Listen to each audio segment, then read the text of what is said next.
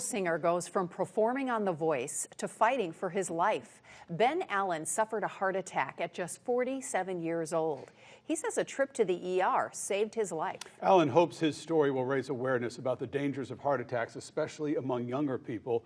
He spoke with Wink News anchor Taylor Wirtz about this life-changing moment. 5 years ago, Ben Allen was competing on the competitive singing series The Voice. I had a great time doing the show.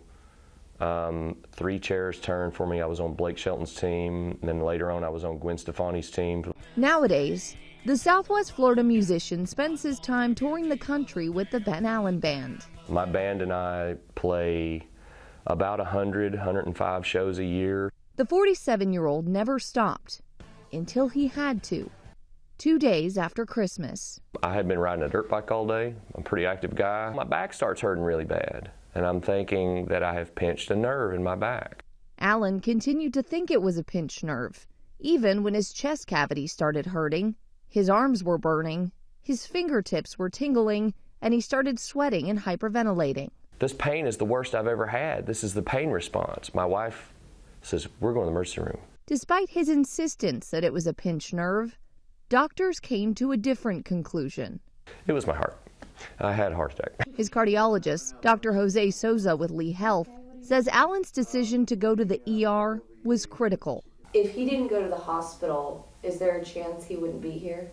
The answer is yes. And they both want others to be aware that younger people can have heart attacks. Many patients with a heart attack, they have chest pain, which is a classic symptom, but also atypical symptoms like heartburn, sweat. Some of them may have lightheadedness, palpitations, or arrhythmias, all the way from indigestion all the way to back pain, pain radiating to the neck. And they may not think that their symptoms are actually coming from their heart. Despite Allen being young and in shape, Dr. Souza says his family history of heart problems may have been a clue of what was to come. We've seen a lot of people who are basically genetically predisposed to have a heart attack in their 30s and also in their 40s. Allen's advice is simple. If you're having any symptoms that seem extreme and out of the ordinary, go to the hospital. They say not going is what kills the most people, is not going in the right amount of time. So I just want to encourage everybody to go. Taylor Wirtz, Wink News. Well, the American Heart Association told Taylor his story matches up with recent trends.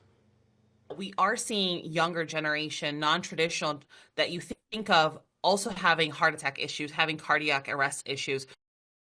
So if you want to check your risk level, Dr. Sosa says you should talk to your doctor about tests that can tell you more.